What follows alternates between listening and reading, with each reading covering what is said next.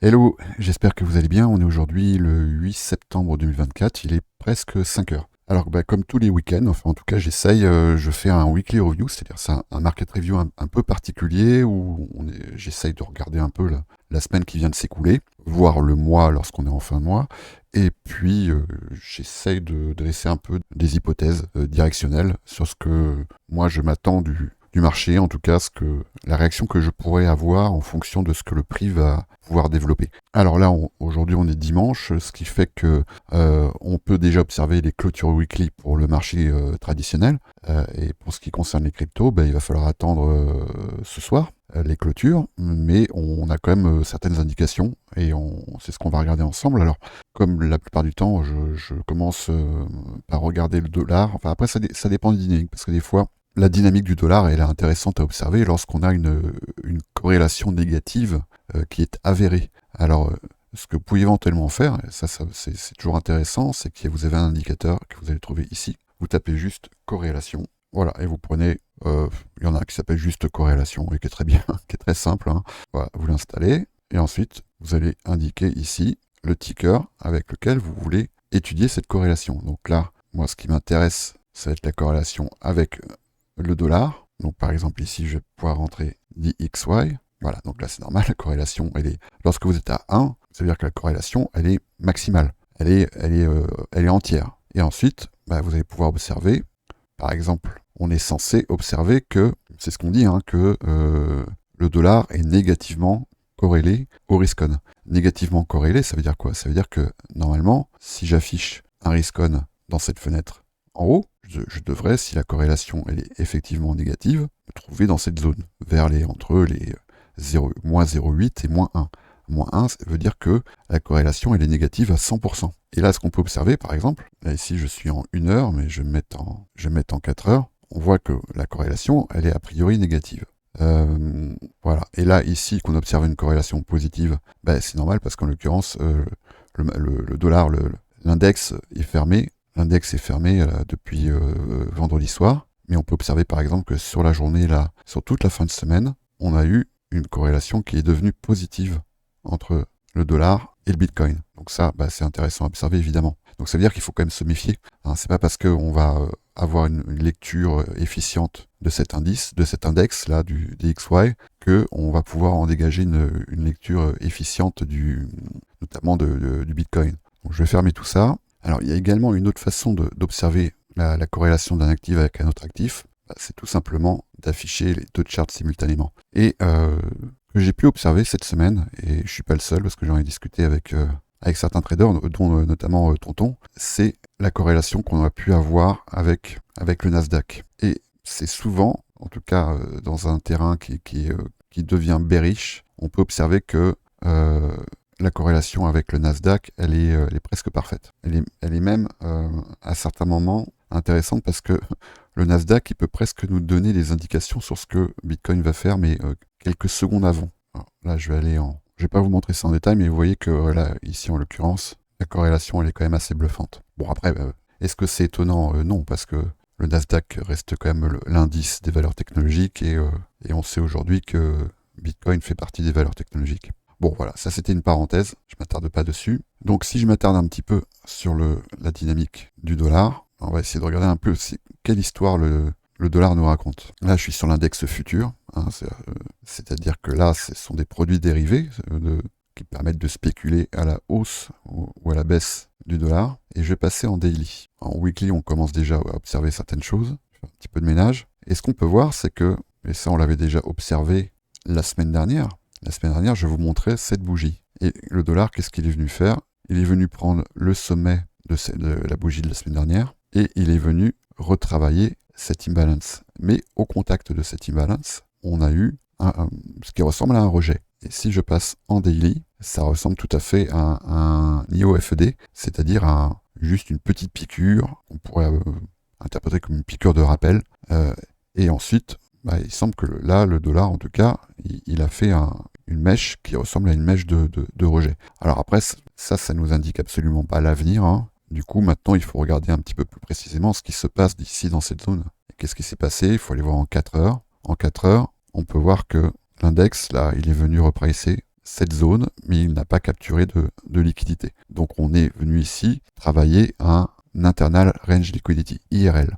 On n'est pas venu travailler un ERL, External Range Liquidity. Toujours est-il que ce mouvement ici est en train de créer une zone de range, hein, on voit bien, avec un plus bas et un plus haut ici, et que c'est la résolution de ce range qui va nous intéresser. Là, pour l'instant, on est pile poil sur l'équilibrium. C'est pas évident de spéculer sur une résolution quelconque de ce range. C'est sûr que là, la résolution la plus réaliste, on va dire, ce serait une continuation ici de cette dynamique qui est baissière, et qui nous emmènerait donc vers des plus bas. Et ce qui nous emmène vers des plus bas nous emmène a priori à retester ce plus bas creux ici, sous les... là, on passe sous les 100 points. Mais notre lecture du PA peut nous indiquer également qu'on est ici au retest de cette inefficience, de cette FVG en daily, dans une zone où le prix pourrait tout à fait opérer un rebond. J'avais noté ici les séquences que j'avais pu observer, donc XAMD, X qui était donc un reversal, A accumulation, M qui serait a priori une séquence de manipulation, et donc cette séquence de manipulation, elle est censée trouver sa maturité à la fin du mois de septembre. Donc ça m'engagerait plutôt à penser qu'on pourrait tout à fait continuer à travailler le dollar à la baisse pour ensuite opérer ici une distribution. Mais bon, après ça reste une hypothèse, et c'est une hypothèse comme n'importe quelle hypothèse, hein, et pas qu'en trading d'ailleurs, ça se valide ou ça s'invalide. Mais il n'est pas exclu qu'on termine là, ici, ce trimestre, et donc par l'intermédiaire de ce mois de septembre, qu'il se termine ici par une sorte de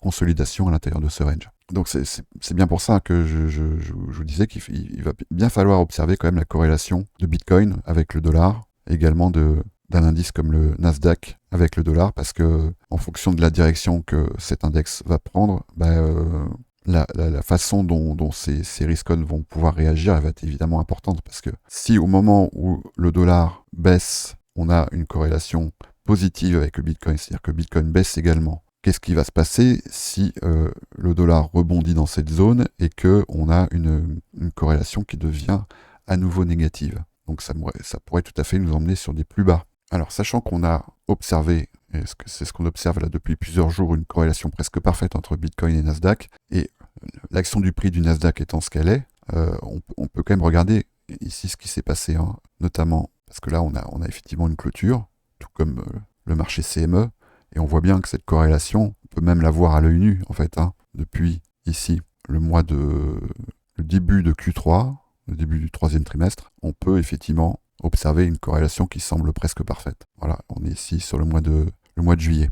Et donc, ce que nous raconte le Nasdaq actuellement, c'est ici ce qui pourrait commencer à ressembler à un market structure shift. Alors en daily, il n'est pas encore acté. Hein. Pour qu'il soit acté, il faudrait qu'on vienne travailler sous cette zone et qu'on vienne ensuite échouer sur un FVG baissier. Mais par contre, si je rentre dans de plus petites unités, là, ça y est, il est observé. Hein. En 4 heures, on le voit bien ici. On a un swing low. Le prix est venu travailler sous ce swing low. Ici, on a bien eu là la création d'un imbalance baissier et le prix est venu échouer dans cette zone. On a eu un léger repricing ici et à nouveau la FVG baissier et le prix a échoué. Donc à minima, ça pourrait nous ramener ici au contact de ce breaker qui est un breaker donc en H4. On voit bien ici, on va se focaliser notamment ici sur cette bougie. Voilà, on vient ici au contact d'un breaker. Évidemment, on va bien observer dans cette zone la réaction du prix du Nasdaq. Donc pour l'instant, c'est pas confirmé en daily, c'est confirmé en 4 heures. Et la réaction ici va certainement déterminer la confirmation ou non d'un market structure shift en daily. Et ce qu'il va falloir également observer, c'est le comportement de Bitcoin par rapport au Nasdaq. Est-ce qu'il va rester corrélé ou pas? Parce qu'à certains moments, il l'a été, d'autres où il ne l'a pas été. Donc c'est essentiellement ça qu'il va falloir observer. Alors maintenant, pour revenir à Bitcoin, on va déjà regarder ce qui s'est passé sur le CME. Donc là, en weekly. Et on voit que sur le CME, en weekly, on est venu clôturer très largement au-delà du seuil médian de cette mèche. Donc ici, ça nous indique la confirmation d'une dynamique baissière. Et on va notamment observer à l'ouverture de la prochaine bougie weekly ici, la création dans cette zone, à l'intérieur de cette bougie, une zone d'inefficience et le comportement du prix au contact de cette inefficience va évidemment être important. Là actuellement, l'objectif immédiat qu'on pourrait identifier, ça va être le travail, le repricing là, de cette zone, à l'intérieur de laquelle on pourrait tout à fait engager une consolidation, là, peut-être même tout le mois de septembre. Ça c'est quelque chose qui ne m'étonnerait pas du tout. Ensuite, ce qui va dans le sens d'un influx possible haussier, c'est ici ce volume imbalance que le prix a laissé derrière lui. Et a priori, pour le CME, les volumes balance, ils ont tendance à être retravaillés, mais après, l'histoire ne dit pas quand. Mais en tout cas, on voit qu'ici, on a une zone d'intérêt là, entre les 58 700 et les 58 900. Voilà, on voit bien ici cette zone-là. Et là, du coup, si je vais sur Binance, on a une autre histoire qui est en train de s'écrire actuellement et qu'on va pouvoir observer à la clôture. Donc cette fois-ci aura lieu ce soir. Si vous voyez, si vous regardez bien ici cette bougie weekly, je vais prendre le plus haut et le plus bas. Et là, ceux qui sont dans le salon VIP vont savoir de quoi je parle. Je parle d'un modèle que vous connaissez bien qui s'appelle le TGIF. Thanks God it's Friday. Dieu merci, c'est vendredi. Alors là-bas, c'est un petit hommage à un film des années 70, mais voilà, c'est une théorie qui explique que à la clôture weekly, le prix va avoir tendance à se loger entre les 70 et les 80% de la bougie en cours. Donc là, si on est sur une bougie weekly, le prix va avoir tendance à venir se loger, à créer une mèche par le bas et à venir se loger dans cette zone. Et en l'occurrence, c'est ce qui est en train de se passer. Donc on a encore la journée de dimanche là d'aujourd'hui pour observer. Mais voilà, donc ça c'est tout à fait quelque chose qui aurait pu se trader. Et ça c'est un modèle qui se reproduit quand même assez régulièrement. Donc c'est quelque chose que vous pouvez tout à fait observer, à la fois sur le marché traditionnel et sur le marché crypto. Sachant que le marché crypto ne clôture pas au même moment que le marché traditionnel. En tout cas, si je sors du cadre de ce modèle, ce qu'on peut observer, et là cette fois-ci c'est en H1 que je vais aller, c'est actuellement un flux baissier où toutes les inefficiences baissières sont respectées. On voit ici, imbalance baissier respecté, imbalance baissier respecté, ici pareil, voilà. Et on en voit un ici qui n'a pas été retesté dans cette zone. Et donc ça c'est quelque chose de très puissant si vous voulez essayer d'établir un biais sur votre trading, jusqu'à ce que ça ne soit plus le cas évidemment. C'est de partir du principe qu'à partir du moment où vous avez identifié une tendance, vous allez pouvoir agir de deux façons, c'est-à-dire spéculer sur le retest d'une inefficience et d'un échec à son contact. Donc le retest, c'est-à-dire qu'à un moment donné, dès que vous allez observer un market structure shift, par exemple, dans de petites unités, comme ici, on voit bien qu'ici on a un market structure shift en 15 minutes, et l'hypothèse la plus probable, dans ce cas-là, ça va être d'un retest de la dernière efficience que le marché a laissé en 1 heure. Ça ne veut pas dire qu'on va y aller, mais ça veut dire que c'est quand même très probable. Ça, c'est la première probabilité. Et c'est la première chose que vous pouvez trader, c'est de dire, moi, je fais l'hypothèse que ce market structure shift ici, qu'on observe à cet endroit-là, on a ici une inefficience en 15 minutes, je vais placer mon stop sous la bougie qui précède le dernier imbalance, et on voit qu'on en a ici un également, donc on peut tout à fait se placer là, voilà, et ensuite se dire, moi, mon hypothèse, c'est qu'on va venir retester, là, ici, l'entrée de cet imbalance en H1. Et là, on voit qu'on n'est pas tout à fait sur un 2 pour 1, donc à ce moment-là, on accepte le ratio, et pourquoi pas, 1,8 pour 1, c'est un ratio qui peut tout à fait s'envisager. Sinon, on ramène notre stop pour être dans un ratio risque qui nous convient. Et voilà, ça c'est tout à fait quelque chose sur lequel on peut spéculer dans un premier temps, sachant que là, on est à contre-tendance. On est bien d'accord. Donc à contre-tendance, c'est-à-dire que c'est quand même une dynamique qui va être beaucoup plus fragile et qui fait que à n'importe quel moment, une inefficience dans de plus petites unités que celle dans laquelle on trade, donc ici en 15 minutes par exemple, on peut tout à fait ici avoir un échec du prix pour aller vers les plus bas et laisser cet imbalance-là ouvert. Ça, il faut absolument pas l'exclure, donc ça veut dire, ça se traduit en tout cas moi en ce qui me concerne par un risque plus faible. Si j'ai l'habitude de risquer 0,5% sur un trade par exemple, sur ce genre de trade, moi je vais plutôt risquer 0,2 ou 0,3% ou 0,25%, peu importe. Par contre, ici, l'hypothèse privilégiée au contact de cet imbalance en H1, ça va plutôt d'avoir un rejet.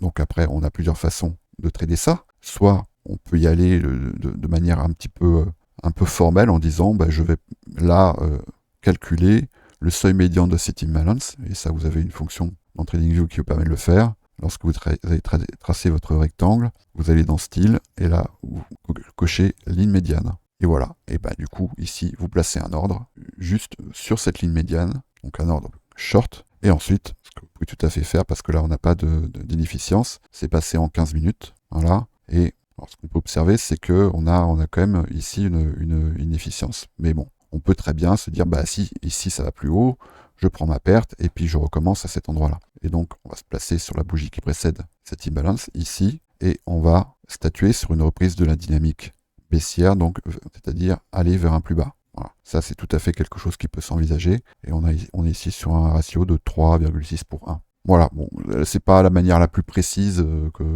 qui va nous permettre d'envisager ce genre de trade. L'autre solution, c'est de se dire, ben voilà, ici, j'ai établi une zone de travail probable, à l'intérieur de laquelle je vais aller dans les plus petites unités. Alors ça peut être du 15 minutes, ça peut être du 5 minutes, ça dépend de votre profil, ça peut être du 1 minute, ça peut être du 15 secondes même, pourquoi pas. Hein. Et se dire, lorsque le prix va venir travailler dans cette zone, s'il y va, évidemment, eh ben je vais me mettre en recherche d'une dynamique que certains appellent un smart money reversal ou un market structure shift. Un market structure shift, voilà la forme que ça peut prendre. Ça peut prendre cette forme-là. On le voit ici, on a ici un swing. Le prix vient travailler légèrement en dessous, il laisse une inefficience. Donc le principe, ça va être de se positionner à l'intérieur de l'inefficience, soit à l'entrée de cette inefficience, soit sur le seuil médian de cette inefficience, soit utiliser ce qu'on appelle une OTE, OTE étant Optimal Trade Entry. Et ça, c'est quelque chose qui se backtest. Certains vont chercher les 0,618, d'autres vont chercher les 0,79, d'autres vont chercher des ratios un peu plus personnalisé. Moi, par exemple, j'aime bien le 0,59. C'est quelque chose que j'avais backtesté à une époque dans un modèle et qui fonctionnait plutôt bien. Mais sinon, l'entrée de l'imbalance, c'est ce qui vous permet d'éviter de louper une entrée. Hein. Plus vous cherchez à optimiser une OTE, plus vous prenez également le risque de louper une entrée. Mais sachant que vous ne savez pas si ce trade-là va réussir ou pas, louper une entrée, ça peut aussi parfois dire éviter de connaître une perte. Voilà, donc ça c'est l'autre solution. C'est-à-dire que là, on va plutôt aller chercher à avoir une entrée un peu plus précise que celle que je vous ai montrée à l'instant. C'est-à-dire vous délimitez une zone de travail en vous disant, si le prix vient travailler ici, mon biais étant a priori qu'on est sur une tendance baissière, à moins que ici on observe un changement de caractère, mon hypothèse privilégiée serait que à l'intérieur de cette zone, il y a un rejet. Donc c'est quelque chose que je vais essayer de rechercher pour spéculer à la baisse. Alors, pour ceux qui veulent aller plus loin dans l'étude de ces concepts, il y a plusieurs choses que je peux vous conseiller. C'est déjà de venir nous rejoindre dans le salon VIP, c'est gratuit et ce sont des concepts qu'on étudie. J'ai fait aussi quelques vidéos sur le sujet. Si vous allez sur ma chaîne YouTube, il y a notamment 2 vidéos qui parlent de ça. La première, elle date il y a 7 mois, c'est Trend is Your Friend, que vous trouverez sur ma chaîne YouTube ici, où j'aborde un peu ces concepts-là de tendance. Et vous en avez une autre également qui a 5 mois, qui s'appelle la fractalité, qu'est-ce que c'est? Où là, c'est un peu j'aborde un peu un sujet fondamental sur la fractalité, mais ça vous permettra peut-être d'aller un peu plus loin sur l'étude de ces concepts et de comprendre un peu la logique de mon analyse d'aujourd'hui. Donc, en tout cas, là, jusqu'à preuve du contraire, pour l'instant, cette dynamique m'invite plutôt à rechercher des ventes. Et à un moment donné, mais on ne sait pas trop lequel, c'est toujours compliqué, même si le travail du trader est de prédire le prix, ça ne veut pas dire que ce travail est facile. À un moment donné, on observera un changement de tendance. Est-ce que c'est dans cette zone, au contact de cette mèche? Peut-être. Est-ce que c'est déjà ici? Est-ce que le bottom est sur ce point? Est-ce que le travail de cette mèche, ici, au-delà de son CE, on voit bien, est-ce que ça vient acter ici le début d'un changement dynamique? Peut-être. Le prochain point de rendez-vous, il est, en admettant qu'on ait un échec ici, il serait au contact de cette zone, qui est donc ici un BC. Et donc ça nous emmène dans ce cas-là, ici, entre les 43 400 en gros et les 46 800. Voilà ce qu'on peut dire actuellement. Donc moi, là, en l'occurrence, ici, cette lecture va m'inviter à ne même pas aller regarder ce qui se passe sur les altes, parce qu'en fait, les altes, elles sont, en dehors de quelques exceptions, elles sont quand même tributaires de la dynamique du Bitcoin. Ce que j'ai pu observer quand même sur Ethereum contre Bitcoin, c'est ici cette consolidation, et qu'on peut bien observer ici en 1 heure, avec là quelque chose qui pourrait commencer à ressembler à un CISD, un changement d'état de livraison du prix. On voit ici une bougie impulsive, une phase impulsive, là, baissière, accompagnée de volume, qui vient prendre ce plus bas ici, qui laisse cette mèche intacte. Et donc, ce qui va se passer ici en sortie de cette phase de consolidation, est-ce qu'on va rejeter ou est-ce qu'on va venir travailler au-delà de ce point? Et si on vient travailler au-delà de ce point, ça viendrait acter un changement d'état de livraison du prix. Bon, voilà ce que j'ai à dire là en l'occurrence sur la lecture du prix de cette semaine et sur ce que je vais essayer d'observer là sur la semaine qui va venir. Il y aurait beaucoup d'autres choses à dire, qui concernent notamment le gold, l'euro-dollar, mais bon, cette vidéo elle deviendrait quand même trop longue. Et là, en l'occurrence, je voulais vraiment me focaliser sur Bitcoin et sur le dollar et sur les risques. Alors, si je fais un petit point encore sur le copy trading, eh ben, il est évident que là, les bots LIM, ils s'expriment de deux manières. Alors déjà, ceux qui travaillent un asset contre le dollar, contre l'USDT, évidemment, ils sont en train de s'engager profondément. Si Bitcoin retrace, les altcoins vont retracer également. Et là, on voit qu'on est en train de compléter quasiment tous les niveaux prévus par ces bots.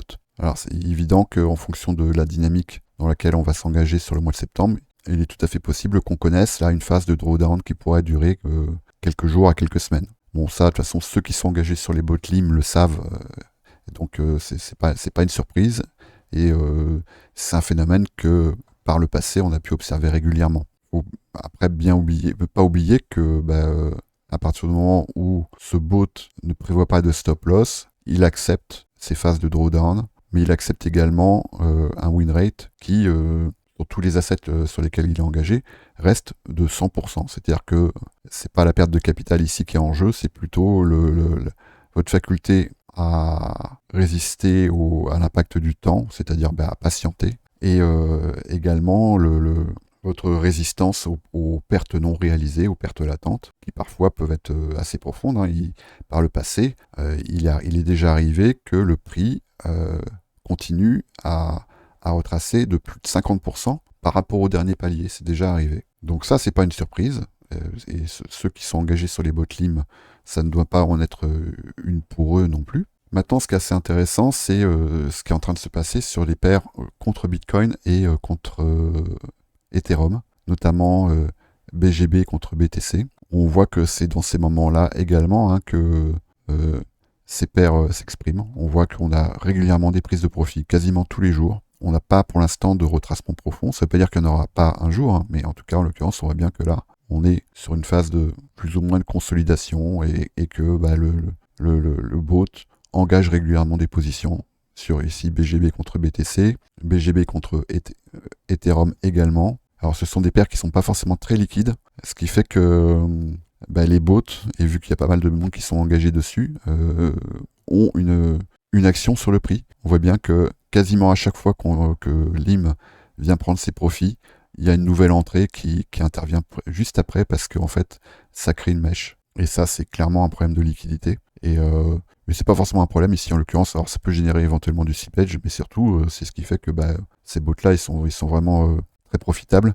Et également, TRX contre Ethereum, voilà, qui lance régulièrement de nouvelles itérations. Et ces itérations, elles durent pas forcément très longtemps. On voit qu'ici, par exemple, on n'a eu qu'un seul palier, là. Là, on en a eu 3. Ici, on en a eu 1. Ici, 2. Ici, 3. Donc, ça va pas forcément générer de gros profits, mais par contre, ça va générer des profits régulièrement. Alors, là, maintenant, je peux l'annoncer, mais dans les jours qui viennent, je crois que maintenant, ça va pouvoir se compter en jours. Il y a 2 bots sur lesquels je travaille le développement depuis maintenant plusieurs mois qui vont arriver. Et ces 2 bots, ils vont avoir 2 vocations différentes. On va avoir, vous en ai déjà parlé, le SPT, le Swing Position Trading. Donc là, le but, c'est de se positionner à des moments où on a de plus ou moins haute probabilité d'observer un swing de position, c'est-à-dire un changement de dynamique. Et à chaque fois que ce bot va observer certains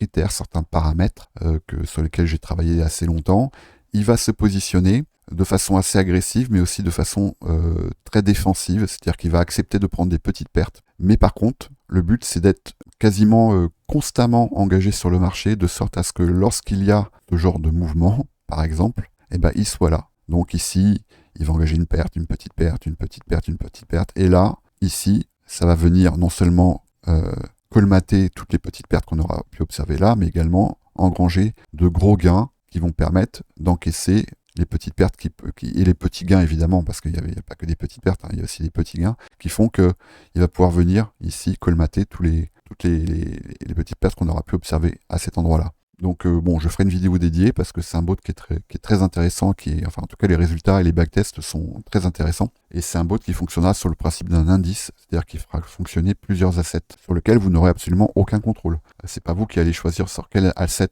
vous allez vous positionner, c'est le bot qui va choisir à votre place. Et il y a un autre bot dont j'ai pas parlé jusqu'à présent, mais qui est bientôt prêt à sortir, qui s'appelle le CAP, qui est également un acronyme, je reviendrai dessus.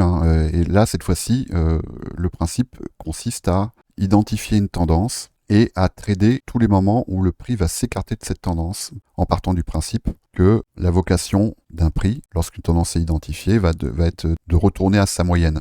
Et donc, il va essayer d'établir des déviations standards du prix, au-delà desquelles on a de fortes probabilités pour qu'il y ait un retour à la moyenne. Sans dévoiler non plus tous les détails de ces stratégies, mais vous expliquer un peu le principe et pourquoi cette stratégie elle est efficiente, consistante et que les backtests nous montrent qu'elle elle est viable sur le long terme. Donc je reviendrai dessus très prochainement. Si c'est pas déjà fait, venez nous rejoindre dans le salon VIP. Si vous voulez vous positionner sur le copy trading, de toute façon, les démarches sont les mêmes. Et à partir du moment où vous serez positionné sur le copy trading, en tout cas si vous en avez envie, vous pouvez très bien rejoindre le salon VIP de façon automatique. Et puis je le fais pas souvent, mais n'hésitez pas à vous abonner, à poster des commentaires, à mettre des likes. Voilà, ça soutient la chaîne et ça fait toujours plaisir.